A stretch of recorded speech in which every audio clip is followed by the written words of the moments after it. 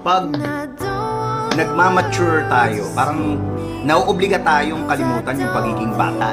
Mas lumalaki daw tayo, mas lumalaki yung mga problema, mas lumalaki yung responsibilidad. At pag nangyari yun, ang dami ng mga bagay na lumalagpas lang sa atin. Nung mga bata pa tayo, wala tayong pinapalagpas eh. Kaya parang haba ng araw, di ba? Parang lahat ng bagay big deal sa atin. Naalala mo pa ba nung una kang nakakita ng rainbow? Wow! Eh yung bago sumara yung ref, namamatay yung ilaw.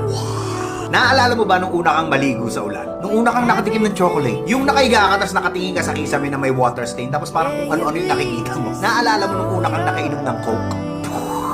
Sa maniwala kahit sa hindi, ang dami pa rin mga ganun sa paligid natin. Mga bagay na hindi pa natin alam. Pero dahil mayayabang na yung mga mature na mga sarili natin, hindi na natin ini-enjoy yung kababawan. May mga nagsasabing matanda na tayo kaya hindi na tayo naglalaro. Pero ang totoo, hindi na tayo naglalaro kaya tayo tumatanda. Sana wag niyong hayaang mawala